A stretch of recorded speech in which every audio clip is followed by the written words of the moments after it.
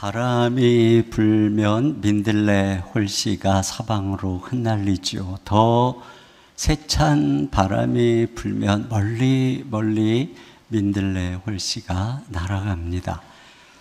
그런데 그렇게 날아갔던 민들레 홀씨가 어느 경계를 넘어가지를 못하는 거예요. 마치 무슨 유리벽이라도 있는 것처럼 어느 경계에 딱 막혀 있어요. 오늘 우리는 그런 장면을 목격합니다. 박해의 바람이 불어서 예루살렘에 있던 성도들이 민들레 홀씨처럼 흩어졌습니다.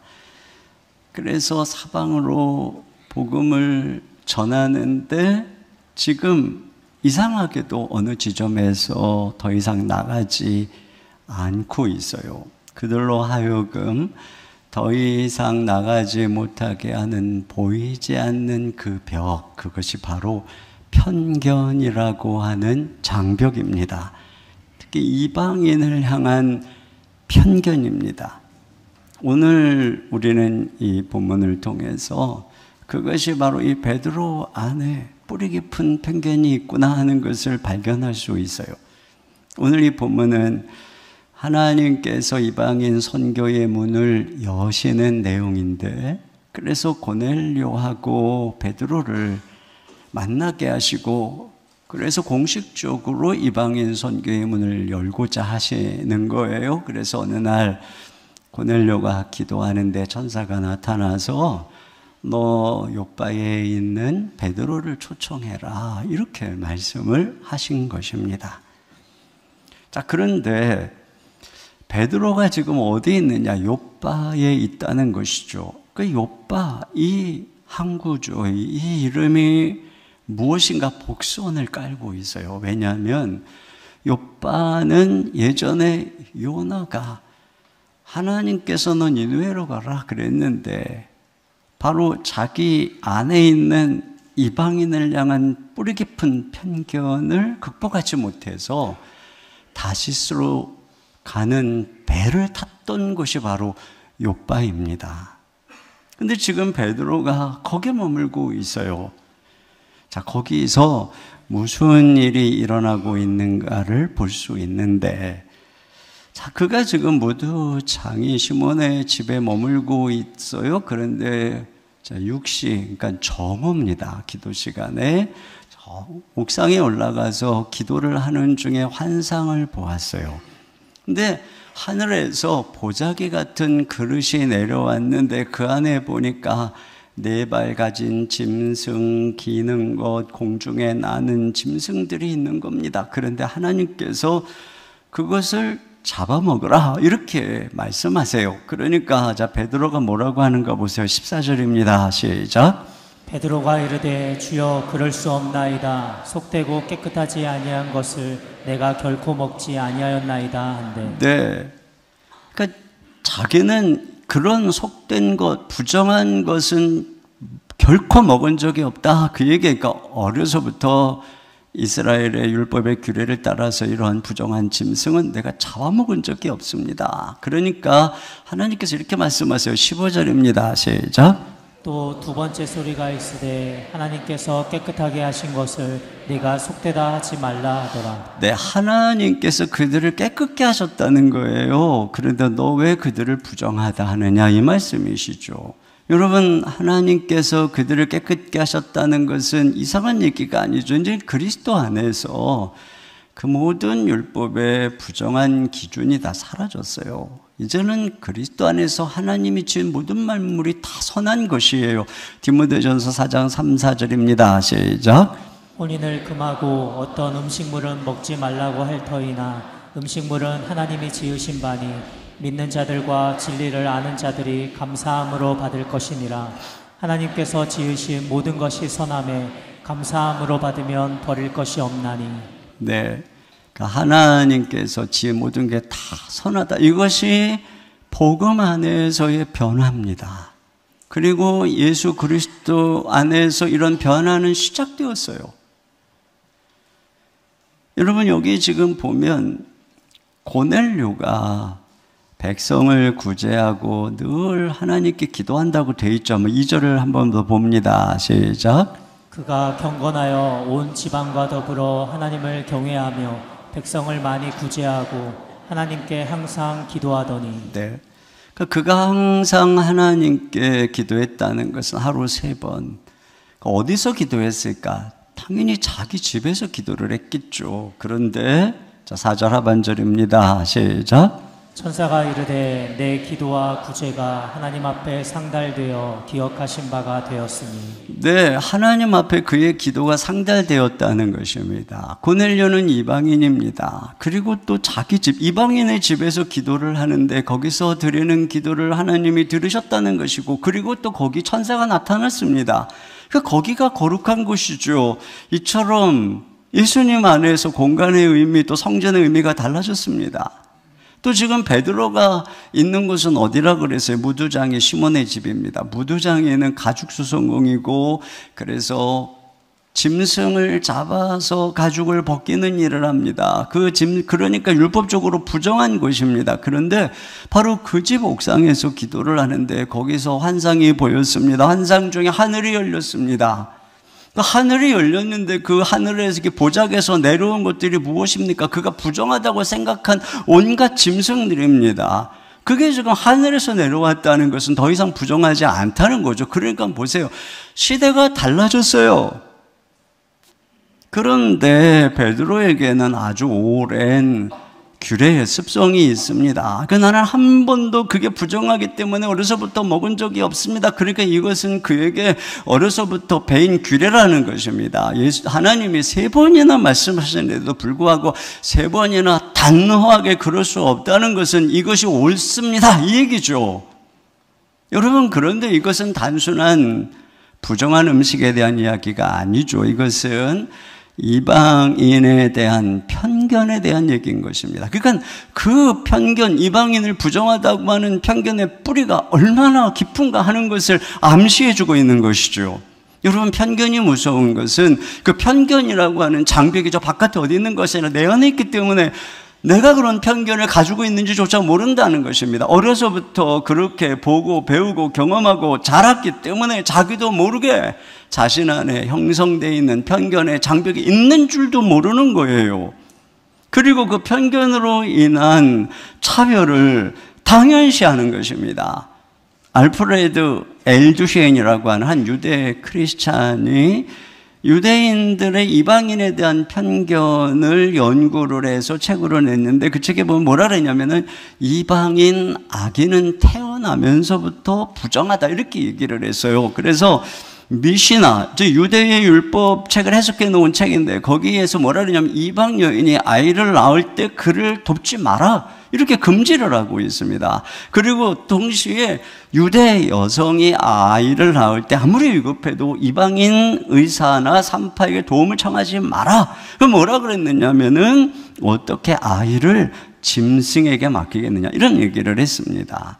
그게 유대인들은 말이에요, 자기들을 제외한 모든 주변의 나라, 모든 세계의 민족은 다 부정하다는 것이에요. 그러니까 여러분, 이런 생각이 얼마나 죄악되고 잘못된 시선일까요? 여러분, 실제로 이방인이 그러냐? 오늘 지금 고넬료를 통해서 뭘 보여주는 거예요? 여러분, 지금 이 고넬료가 오히려 하나님을 경외하고 경건하고 그가 구제를 하고 항상 기도를 해서 많은 유대인들에게 칭찬을 받고 있다는 것이에요. 그러니까 너희가 지금 편견이라는 거죠. 실상 너희가 선택받았다고 하지만 너희보다 지금 이 고넬료가 더 경건하지 않느냐? 오히려 그를 지금 하나님이 받고 계시지 않느냐? 그러니까 우리가 이런 편견을 가지고 있는 것입니다. 여러분, 우리나라도 지역마다 편견이 있어요. 어떤 사람들은 서울 사람은 깍쟁이다. 무슨 서울 사람이 다 깍쟁이입니까? 충청도 사람은 멍청도다. 말이 좀 느리다고 멍청도래요. 말이 느린 사람은 멍청합니까? 강원도 사람은 감자바우다. 그러니까 저 시골에서 감자나 먹고 사는 촌 사람들이다. 이게 어느 시절 얘기입니까? 어떤 학생이 여수에서 서울로 전학을 할 때 애들이 그러더래요. 야, 너희 아빠 선장이냐? 이러더라는 거예요. 경상도 남자는 무뚝뚝하다 그러는데 우리 이지한 목사님 경상도 남자인데 되게 자상해요. 너무 자상해서 문제예요. 전라도 여자는 기가 세다. 저의 아내가 여수 여자인데 엄청 온유합니다. 그러니까 우리가 보면은 잘 알지도 못하면서 경험해보지도 않았으면서 이 사람 얘기 저 사람 얘기 들으면서 온갖 편견을 가지고 있는데, 문제는 뭐냐면 예수를 믿고 성령으로 충만해도 이런 편견이 벗어지지 않고 내 안에 있는 이런 편견이 죄인 줄도 모른다는 것이고, 여기서부터 바로 복음의 진전이 가로막히는 거예요. 정치, 이념, 문화, 학력, 직장, 인종 등으로 우리 가운데 온갖 편견들, 이런 것들이 장벽을 치고 있는 것이죠. 자, 하나님께서는 이러한 편견을 어떻게 무너뜨리시는가? 우리는 여기서 편견의 선을 넘으시는 위험한 성령님의 주도적인 역사를 보게 되는 것입니다. 여러분, 우리가 보는 것처럼 사도행전에서는 성령님이 주도적으로 이끌어 가시는데요. 그러니까 성령님께서 그 당시에 그 시대의 규례나 이런 것들로 금구어진 선을 성령님이 막 넘게 하세요. 그래서 이런 장벽을 넘는 게 사도행전의 역사인데요. 여러분, 여기 예루살렘에서 유대 지도자들이 복음 전하지 마라 하고 금지하고 협박하잖아요. 그럼에도 불구하고 성령께서는 사도들을 통해서 계속 가서 복음을 전해라, 이렇게 말씀하시죠. 스데반의 박해로 다 흩어졌는데 오히려 성령께서 그 흩어진 자들이 온 유대까지 선을 넘어 경계를 넘어 복음을 전하게 하시죠. 빌립을 주도적으로 인도를 해주셔서 그 당시에 서로 상종도 안 하던 사마리아의 경계 선을 넘어서 또 복음을 전하게 하시죠. 또 금기시된 이방인 에디오파 내시에게 복음을 전하게 하고 세례를 베풀게 합니다. 아직 교리적으로 정리도 안 됐어요. 또 지금 사도들의 합의가 이루어지지도 않았는데 성령님께서 그냥 앞서가시면서 위험한 선을 막 넘고 있는 것입니다. 그리고 또 이미 우리가 본 것처럼 바울을 변화시켜서 이방인의 사도다, 이렇게 이미 불러놓으셨어요. 그러니까 무슨 협의가 있기 전에 하나님께서는 이와 같이 주도적으로 그 당시에 쳐놓은 선들을 막 넘고 있는 것을 볼 수 있는 것입니다. 여러분, 오늘 이 본문에도 보시면 이 공식적으로 이제 이 베드로를 통해서 이방인 선교의 문을 여는데, 지금 성령께서 베드로에게 지금 그 당시에 있었던 율법의 규례, 이것을 어긋나는 그런 선을 넘으라는 거예요. 율법이 부정하다고 여기는데 잡아먹으라는 것입니다. 그리고 그 환상이 의미하는 바 고넬료의 초청을 받아들여라. 그리고 그 당시에 유대인들은 상종도 하지 않는 이 고넬료의 집에 가라. 그래서 결국에는 이 베드로가 그렇게 해서 고넬료의 집에 가는데 그가 이렇게 얘기를 합니다. 28절입니다. 시작. 이르되 유대인으로서 이방인과 교제하며 가까이 하는 것이 율법인 줄은 너희도 알거니와. 네. 그러니까 지금 성령님께서 베드로를 그 당시에 이 규례가 위법이라고 하는 그걸 지금 선을 막 넘고 있는 거예요. 베드로를 그리로 데리고 가고 있는 것입니다. 그러다 보니까 뒤에 11장에 가면 예루살렘 그리스도인들이 너 왜 그들과 교제하고 밥 먹었냐 이러면서 그를 비난하고 책망하는 것입니다. 이와 같이 성령님이 위험한 선을 주도적으로 넘고 계세요. 그렇게 해서 성령의 주도권에 이끌려 베드로가 이 고넬료 집에 가서 이방인들에게 복음을 전하는데, 그때 무슨 일이 생기느냐? 성령님이 그들에게 임하시는 것입니다. 그러니까 베드로가 이렇게 얘기합니다. 47절입니다. 시작. 이에 베드로가 이르되 이 사람들이 우리와 같이 성령을 받았으니 누가 능히 물로 세례 베품을 금하리요 하고. 네. 그러니까 이와 같이 성령께서 그들에게, 그 이방인에게, 우리가 부정하다고 생각한 이방인에게 임했다. 그러니까 어떻게 물로 세례 베푸는 것, 즉 그들이 우리와 하나님의 백성이라고 하는 것을 금하겠냐는 것입니다. 그래서 뒤에 비난한 자들에게도 이렇게 얘기를 해요. 11장 17절입니다. 시작. 그런즉 하나님이 우리가 주 예수 그리스도를 믿을 때에 주신 것과 같은 선물을 그들에게도 주셨으니 내가 누구이기에 하나님을 능히 막겠느냐. 내가 누구이기에 하나님은 능히 막겠느냐. 그러니까 못 막는다는 것이죠. 그러니까 이 말은 뭐냐면 지금까지 우리가 가지고 있었던 생각은 잘못된 거야. 하나님의 뜻과 반대되는 편견이었어. 우리가 지금 하나님을 잘못된 편견으로, 잘못된 신학으로 그 하나님을 가두려고 했던 거야. 그 얘기를 하고 있는 것이에요. 여러분, 하나님에 대한 학문을 신학이라고 그러죠. 근데 이 신학이 하나님을 규정하고 가두는 것이 아니라 하나님이 신학을 만들고 규정하는 것입니다. 그런데 우리는 오늘날 우리가 알고 있는 작은 지식, 때로는 그 편견으로 하나님을 거기에 가두려고 하는 것이에요. 여러분, 하나님은 우리 지식에 갇혀 계시는 작고 안전한 하나님이 아닙니다. 그분은 그 선 안에 갇혀 계시지 않는 크고 위험한 하나님이세요. 그러므로 여러분, 우리가 이러한 편견을 깨려면 오늘 배워야 되는 것이 뭐냐면 순종하는 법을 배워야 됩니다. 우리하고 조금 생각이 안 맞아도 이 본질적인 부분에서 문제가 아니라면 순종하는 법을 배워야 되는데, 오늘 이 베드로의 뛰어남이 바로 여기에 있어요. 그가 그 환상을 보고 무슨 뜻일까 이렇게 하는데 마침 고넬료가 보낸 이방인들이 찾아옵니다. 그래서 성령님이 이렇게 말씀하세요. 19절 하반절부터 20절입니다. 시작. 성령께서 그에게 말씀하시되 두 사람이 너를 찾으니 일어나 내려가 의심하지 말고 함께 가라. 내가 그들을 보내었느니라 하시니. 네, 성령께서 말씀하시는 거예요. 의심하지 말고 함께 가라. 그래서 결국 그가 순종을 하면서 그들의 인도를 따라서 이방인 고넬료의 집으로 갑니다. 그것이 분명 위법입니다. 나중에 비난받을 일일 것을 압니다. 그럼에도 불구하고 그는 어떻게 하는 거예요? 순종하는 것입니다. 여러분, 여기서 이게 바로 요나와 다른 점이에요. 요나는 순종하지 않고 불순종해서 다시스로 가는 배를 타고 갔어요. 그러나 베드로는 어때요? 비난받을 상황이어도 그 당시 시대가 위법이라 하지만 순종했어요. 그러니까 드디어 베드로가 이해하는 것입니다. 머리로만은 이해할 수 없어요. 이렇게 순종해야 되는 것입니다. 특별히 여기에 이런 일들이 기도 속에 이루어지고 있는 것을 알 수 있어요. 그러니까 고넬료도 기도 중에, 또 베드로도 기도 중에 하나님이 그들에게 역사하시고 그들이 연결돼서 이런 하나님의 뜻의 도구로 사용되고 있는 것을 우리가 보게 되는 것입니다. 여러분, 이와 같이 우리가 기도할 때 성령님의 음성을 듣고 그분의 감동을 느끼고 그분께 쓰임을 받을 수 있는 것이에요. 그저 그냥 책상 아래 앉아가지고 책을 보면서 자신의 신학이나 지식으로 안전한 선긋기를 하고 판단하는 사람들은 아무런 역사를 경험할 수가 없습니다. 진정한 하나님의 역사, 특별히 선을 넘으며 전진하시는 성령님의 역사는 이렇게 기도하는 사람들, 그리고 성령님께 기꺼이 순종하는 사람들에 의해서 일어나게 되는 것입니다. 그러면 여기 그 순종의 핵심이 뭘까요? 그것은 바로 환대와 화목입니다.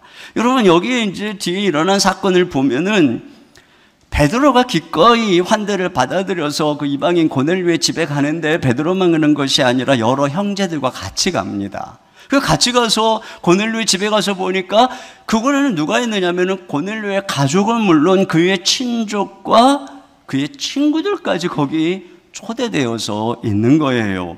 그곳에서 베드로가 복음을 전하는데 무슨 일이 일어나느냐? 그들에게 성령이 임합니다.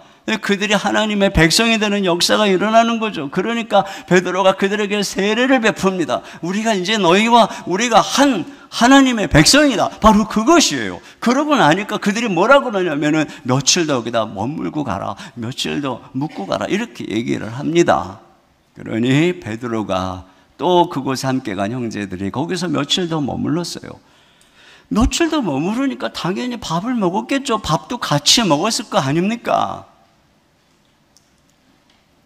여러분, 여기서 뭐를 보고 있는 것인가요? 지금 무슨 일이 일어나는 것인가요? 지금 우리가 보는 것은 바로 환대와 화목인 것입니다.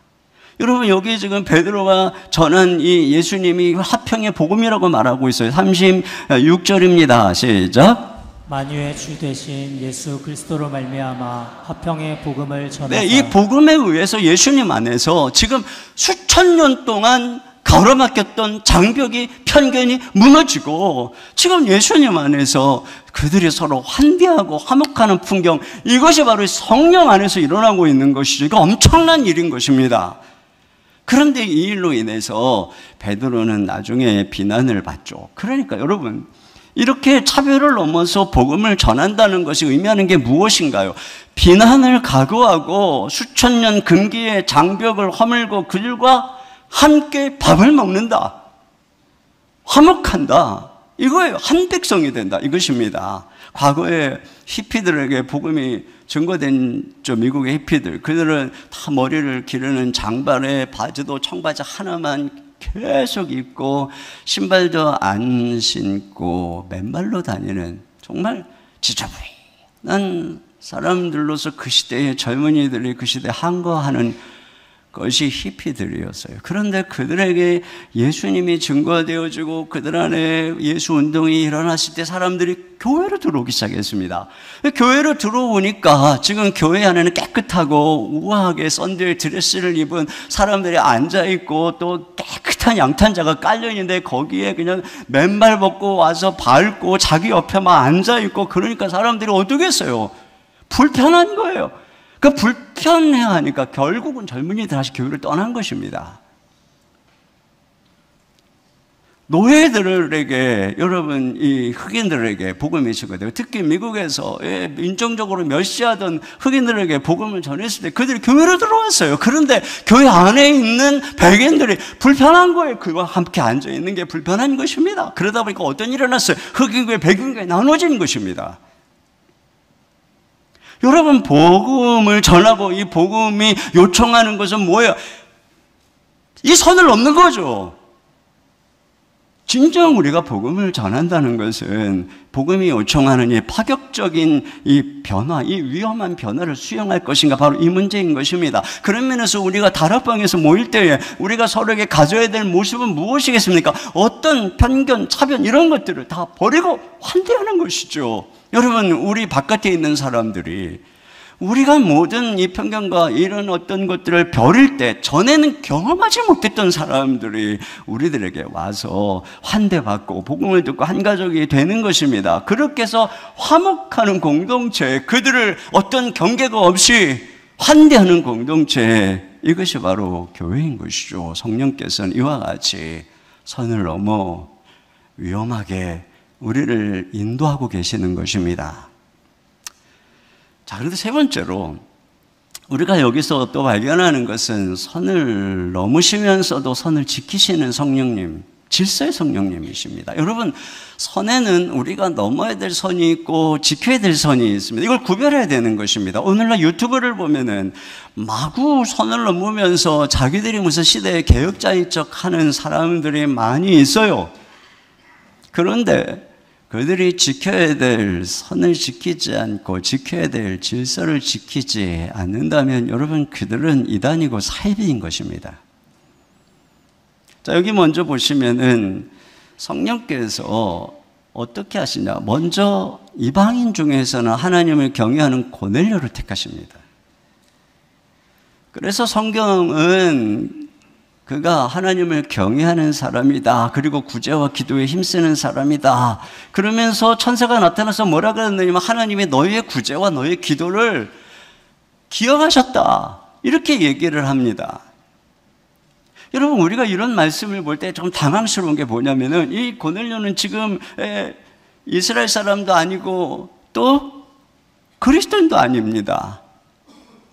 그런데 하나님이 그의 기도를 기억하셨다? 여러 가지 의문이 우리에게 떠올라요. 또 이와 연관해서 베드로가 이렇게 얘기를 합니다. 34, 35절입니다. 시작. 베드로가 입을 열어 말하되 내가 참으로 하나님은 사람의 외모를 보지 아니하시고 각 나라 중 하나님을 경외하며 의를 행하는 사람은 다 받으시는 줄 깨달았도다. 네. 그러니까 하나님께서 각 나라 중에서 하나님을 경외하고 의를 행하는 이 고넬료와 같은 사람은 다 받으시는 줄 내가 깨달았다. 그러니까 이런 얘기는 더 우리를 당황스럽게 합니다. 왜냐하면 그러면 하나님은 각 나라에서 어떤 종교를 믿든지 신실하게 신을 찾는 신심을 가지고 그리고 착하게 살려고 하는 사람은 다 받으신다는 것인가? 여러분, 여기서 우리가 알아야 될 중요한 호칭이 있어요. 그건 뭐냐면 여기 하나님을 경외한다는 것은 단순한 서술적인 의미가 아니라 호칭을 가리키는 것입니다. 이방인인데 할례는 받지 않아요. 이스라엘 백성이 되고자 하지 않아요. 그러나 유대교의 신앙을 통해서 하나님은 경외하고자 하는 사람들이 있어요. 이들을 가리켜서 하나님 경외자다 이렇게 불렀던 것이죠. 그러니까 여기 지금 고넬료가 하나님을 경외한다는 것은 일반 종교인으로서의 신심을 가졌다는 의미가 아닌 것이에요. 그는 이스라엘을 통해서 계시된 천지의 창조자 여호와 하나님을 바로 알고 그 하나님을 경외하고 있다는 것이죠. 그것이 그의 구제의 삶에서 그대로 보여지는 것이고, 동시에 그가 항상 기도한다고 했는데 이것은 그가 유대교의 규례를 따라서 하루 3번 기도 시간에 기도를 했다는 것입니다. 그런데 유대인들이 하루 3번 기도하는 기도문이 있어요. 그 핵심이 뭐냐면 압제받는 가운데 있는 이스라엘을 해방할 메시아를 기다리는 기도입니다. 그 메시아가 속히 오셔서 자기들을 구원해 주시기를 기다리는 기도인 것입니다. 그런 면에서 고넬료는 이스라엘을 통해서 오실 메시아를 기다리고 있는 사람이죠. 그러니까 하나님께서 고넬료에게서 그것을 보았다는 것이에요. 하나님이 그 기도를 기억하셨다는 것입니다. 우리가 앞에서 보았던 에티오피아 내시도 마찬가지. 그도 하나님 경외자예요. 그래서 그가 이사야서를 읽으면서 여기 이 고난받는 사람이 누구냐 이렇게 궁금해하지 않습니까? 그때 하나님이 빌립을 통해서 그가 예수 그리스도라고 전했던 것처럼 이와 같이 고넬료가 그렇게 기다리는 중에 하나님이 그에게 베드로를 보내고 있는 것이에요.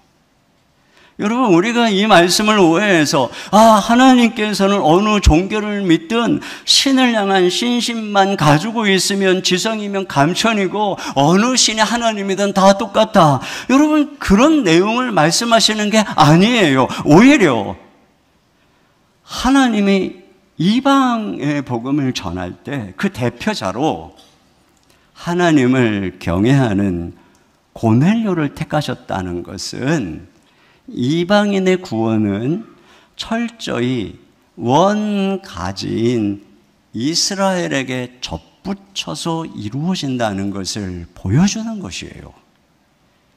그러니까 여러분, 우리가 성령님이 선을 넘는다 그래서 구약의 배경을 막 뛰어넘고 이 복음의 진정한 뿌리가 되는 것을 뛰어넘고 이러는 것이 아닌 것입니다. 또 여기 지금 이 사도의 수장 베드로를 사용하시는 것을 보세요. 이 지금 이 고넬료에게 천사가 나타나서 뭐라 그러냐면 베드로를 초청하라는 거예요. 요빠에 사람 보내서 베드로 시몬을 초청해라.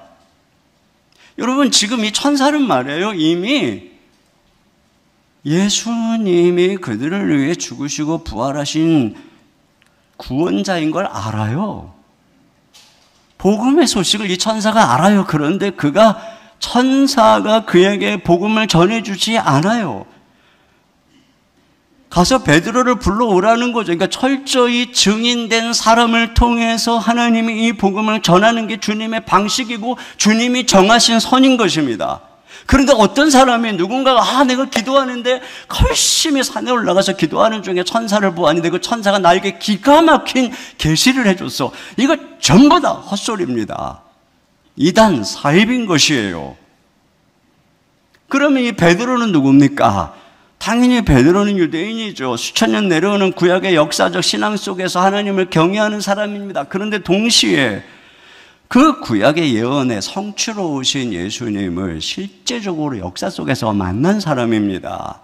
예수 그리스도께서 친히 그를 제자 삼으시고 3년 동안 함께 하시고 사도로 세운 수제자인 것입니다. 그러니까 사도로서 법적인 대표성, 권위를 가진 존재입니다. 그를 통해서 하나님이 지금 이방의 문을 여는 것이죠. 그래서 차별받던 사마리아의 사람들이 이 빌립을 통해서 복음을 받았을 때 성령님이 그들에게 내리지를 않았어요.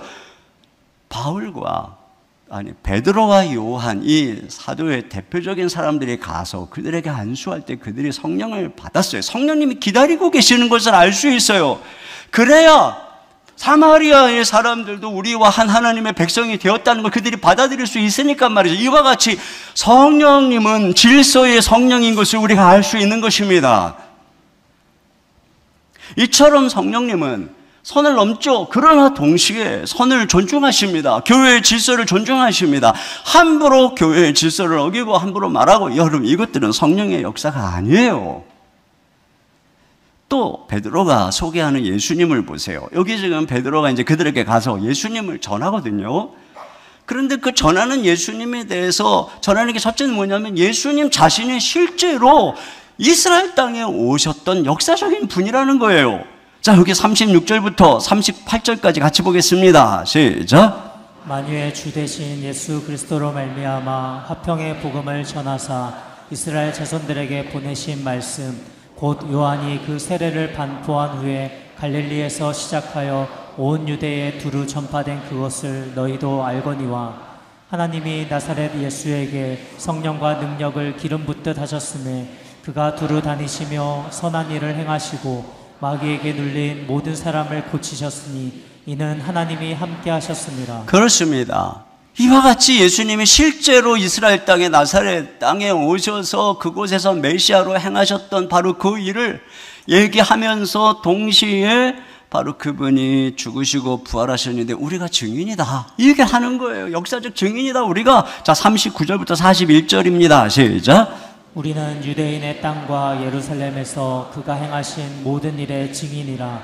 그를 그들이 나무에 달아 죽였으나 하나님이 사흘 만에 다시 살리사 나타내시되 모든 백성에게 하신 것이 아니요 오직 미리 택하신 증인 곧 죽은 자 가운데서 부활하신 후 그를 모시고 음식을 먹은 우리에게 하신 것이라. 그렇습니다. 이와 같이 증인인 자기들에게 복음을 증거하라고 했다는 것이죠. 그러니까 예수님은 역사적으로 이스라엘에서 태어나시고 오셔서 메시아로 활동을 하시고 온갖 표적을 보여주시고 거기서 죽으시고 실제로 부활하셨는데 우리가 그 예수님의 부활을 실제로 본 증인들이다. 그리고 하나님께서는 다른 천사도 누구도 아닌 바로 그 본 우리들에게 이 복음을 증거하라고 맡기셨다. 이렇게 얘기를 하고 있는 것이죠. 그러니까 지금 이 복음의 역사성을 강조하고 있는 것입니다. 단순한 교훈 신화가 아니라는 거죠. 그리고 이 복음이 바로 그러한 역사의 구약 성경에 뿌리가 내려져 있다는 것이에요. 여러분 왜 이게 중요하겠습니까? 지금 이제 이방인에게 복음의 문이 열리면 이 복음이 저 땅끝까지 온 세상 가운데 다 전파되는 것입니다. 그러다면은 뿌리를 잃어버리면 변질되기가 쉬워요. 여러분 오늘날 우리 대한민국에 뭐 신천지의 이만희니 JMS의 정명석이니 하나님의 교회의 장길자니 이런 이단들의 특징이 무엇입니까? 자기들이 굉장히 성경적인 것처럼 주장해요. 그래서 늘 성경을 가지고 연구한다고 그러고 그런데 문제가 뭡니까? 비유를 풀이하고 이렇게 저렇게 한다고 하면서 결국엔 선을 막 넘는 거예요. 그러면서 이제 새로운 시대가 왔다. 이제는 더 이상 예수의 시대는 끝났다. 이제는 하나님이 보혜사를 보내는데 그가 이만이고 이제 하나님이 새로운 하나님의 시대 장길자 그가 하나님 어머니다. 이런 얘기를 막 하는 것입니다. 여러분 이게 바로 이단인 것이에요. 이렇게 뿌리를 뛰어넘어서 뜬금없이 대한민국에 메시아가 온다고 말하는 이 온갖 이단들 말이에요. 아무리 신비스러운 천사처럼 나타나도 그들은 천사의 탈을 쓴 악마인 것입니다. 유튜브에 보면은 마치 자기 자신들이 개혁에 투사라도 되는 듯이 그리고 한국 교회가 자기들에 의해서 개혁돼야 되는 듯이 마구잡이로 한국 교회를 욕하고 목사님들을 욕하고 선을 넘는 사람들이 많이 있습니다. 여러분 기억하세요. 건강한 지도자들과 교회를 향해서 사입이니 뭐니 하는 바로 그 사람들이 사입이라는 증거인 것입니다. 유튜브에서 로잔 대회를 이상한 대회처럼 오해하고 떠드는 사람들을 보면서 여러분들이 오히려 분별해야 되는 것입니다. 로잔 대회처럼 복음주의의 역사적인 역사성을 가지고 있는 선교운동, 성경의 권위, 예수님의 유일성, 영원 구원과 복음 전도의 우선성을 강조하면서 동시에 온 세상 끝까지 복음의 영향력 구석구석에 펼쳐가야 된다라고 하는 이 영향력 있는 선교운동, 여러분 이걸 가지고 사입이다 이렇게 말하는 그 사람이 사입인 것입니다. 그 사람이 잘못된 시각을 가지고 있는 거예요. 자기 편견에 사로잡혀 있는 사람인 것입니다. 그들의 주장에 영향받고 있는 성도들이 생겨서 한국 로잔유엔에서 적극적으로 대처를 하고, 복음주의적 교단, 신학교의 정통 교단의 교수님들이 다 연구를 하고 발표를 했습니다. 아무 문제 없다고요. 오히려 우리 교단에서 적극적으로 협력해야 된다고 말이죠. 그러고 나니까 이제 조금 잠잠해졌어요. 그런데 아직도 비난하고 있다면 그 사람이 이단이고 사입인 것이에요. 개혁주의 신학자인 스프라울 박사님이 있어요. 아주 유명한 분입니다. 이분은 하나님의 주권을 강조합니다. 그래서 우리가 이 자리에 예수님을 믿고 하나님을 섬기는 것은 하나님의 선택에서 그분의 주권으로 그런 거예요. 은혜로 그런 것이다. 그런데 빌리 그레함은 전도자로서 인간의 의지를, 굉장히 자유의지를 강조하는 분이었어요. 그래서 하나님은 우리가 이렇게 주님을 믿을 줄 알고 우리를 선택했다는 것이에요.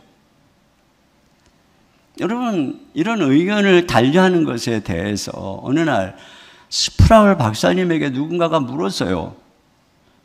박사님, 빌리 그레함 목사님을 천국에서 만날 수 있을까요? 그때 스프라울 박사님 이런 얘기를 했어요. 아니요, 천국에서 빌리 그레함 목사님을 만나지 못할 것 같네요. 빌리 그레함 목사님은 하나님의 보좌에 너무 가까이 계시고 저는 너무 멀리 있어서 그분을 멀찍이 보기만 해도 감사할 것입니다. 여러분 보세요. 이 스프라울 박사님이 지금 어떻게 하고 있어요? 선을 지키고 있어요. 복음의 본질, 선을 지키고 존중하고 있어요. 동시에 선을 넘고 있어요. 나하고 생각이 다른데 선을 넘어서 하나 되고 있잖아요. 본질적인 건 지켜야죠. 그게 잘못됐으면 당연히 그 사람 천국에 없을 거예요, 이렇게 말해야죠. 그러나 본질적이지 않은 지엽적인 부분에 대해서는 이와 같은 것이면 선을 넘어서 화합해야죠. 화평해야죠. 여러분, 우리에게 이런 태도가 필요한 것이에요. 그런 면에서 우리는 선을 지키면서도 선을 넘는 위험한 교회가 되어야 합니다.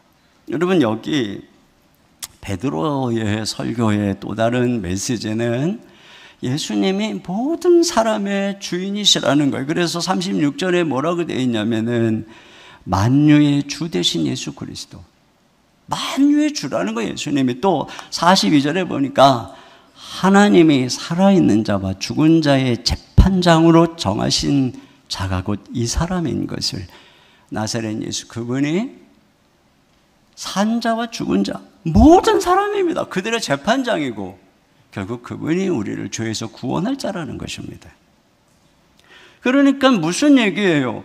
예수님은 이스라엘을 통해서 오셨지만 유대인만의 그리스도가 아니라는 것입니다. 그들만의 부족신 같은 분이 아니라는 것입니다. 그분은 만유의 주님이시고 모든 사람의 재판장이시고 우리가 믿고 구원받을 구원자라고 하는 것이죠. 그러니까 보세요. 이와 같이 한편에서는 그분의 역사성, 구약의 뿌리를 간직하면서도 이스라엘을 넘어서 온 세상에 증거되어져야 되는 분이 예수님이죠. 그러니까 뭐가 필요한 것입니까?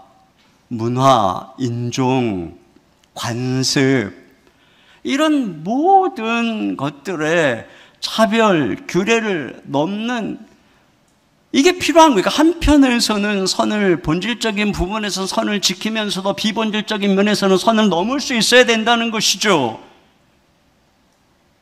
여러분, 그런 면에서 우리는 한편에서는 열심히 말씀을 연구하고 구약도 연구하고 신약도 연구하고 성경을 깊이, 성경에 뿌리 내린 신앙을 가져야 됩니다. 동시에 우리는 지금도 주도하시는 성령님께 순종해야 되는 것입니다. 만약에 사도들끼리 이 당시에 모여서 야, 우리가 이방선교 해야 되냐 말해야 되냐 자기들끼리 의논했다면 당연히 그들의 이 편견으로 인해서 그들은 그 의제를 부결시켰을 것입니다. 그러나 먼저 그들이 성령님께 순종할 때 그 위험한 선을 넘을 수 있었던 것이에요. 여러분, 교회 리더십은 무슨 안전한 전통, 안전한 신학 안에 숨어서 어떤 일을 심의하고 판단하라고 주어진 게 아니죠. 이 사도들을 보세요. 성경의 하나님은 작고 안전한 하나님이 아닙니다. 아주 위험한 하나님입니다. 그러므로 우리가 리더라면, 우리가 진정으로 하나님의 말씀대로 걸어가기를 원하는 사람이라면 우리는 그분께 순종하고 그 위험한 하나님께, 선을 넘는 성령님께 순종할 각오, 모험할 각오를 해야 되는 것이에요. 우리는 그동안 모험의 길을 걸어왔어요. 그런데 앞으로도 우리는 계속 모험의 길을 가야 합니다. 이 악한 시대의 선교를 위해서, 어두운 사회에 빛이 되기 위해서, 평신도들이 세상 곳곳에 가서 하나님의 사람으로 주역이 되기 위해서, 민족, 지역, 성별, 직업, 피부색, 장애, 사별, 이혼 등 모든 것들의 편견을 넘고 환대하는 공동체가 되기 위해서 이 땅에 나그네 된 외국인 노동자, 이탈 주민, 그리고 우리의 사랑이 필요한 수많은 사람들을 환대하기 위해서 우리는 그동안 우리가 가보지 않았던 낯선 길을 가야 되는 것입니다. 성령께서 인도하시면 내 전통, 내 생각, 내 경험, 내가 알고 있는 것들이 주저하게 한다 할지라도 그 장벽을 넘어서 말이죠. 그래서 진정한 성령 충만은 편견의 장벽을 벗어버리는 것입니다. 우리는 이처럼 잘못된 선을 넘는 위험한 성령님을 따라가고 위험한 하나님을 따라가는 위험한 교회가 되시기를 주님의 이름으로 축원합니다. 우리 시간에 같이 시선이라고 하는 찬양을 드리겠습니다. 내게로부터 눈을 들어 주를 보기 시작할 때 주의 일을 보겠네. 내 작은 마음 돌이키사 하늘의 꿈꾸게 하네.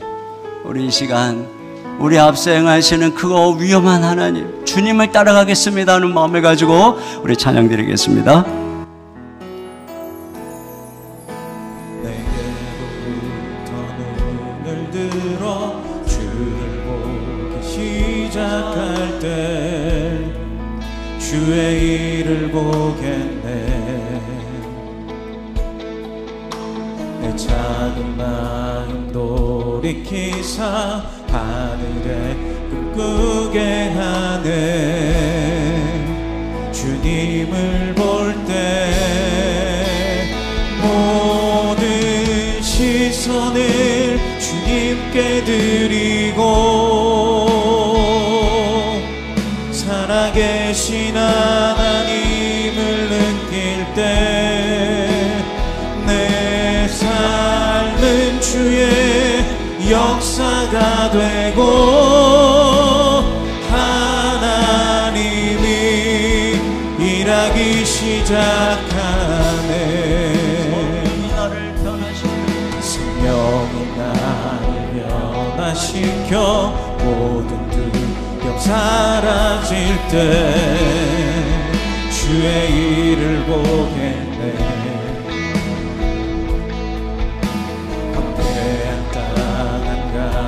가운데서 주님 마음 알게 되리.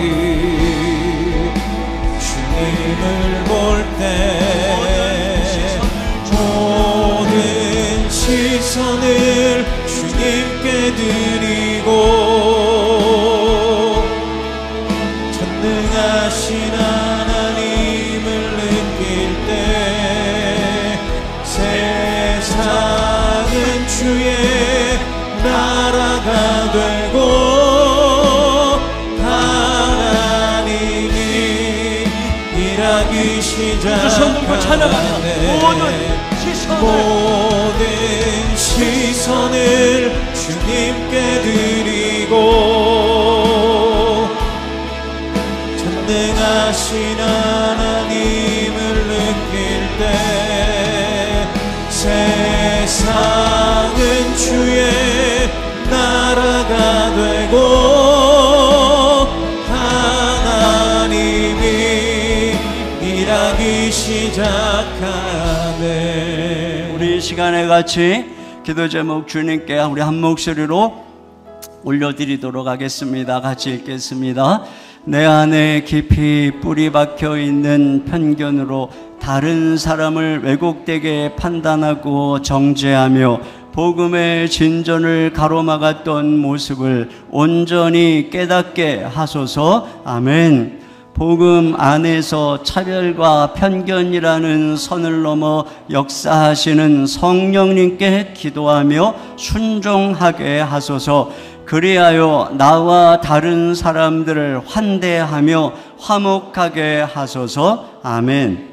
복음의 본질과 교회의 질서를 지키시며 일하시는 성령님을 믿고 복음을 바르게 알고 힘있게 전하게 하소서. 아멘. 성령 충만하여 로잔 대회를 둘러싼 잘못된 정보에 현혹되지 않고 두 주 앞으로 다가온 로잔 대회를 위해 더욱 힘써 기도하며 헌신하게 하소서. 아멘. 우리 한 목소리로 기도하겠습니다.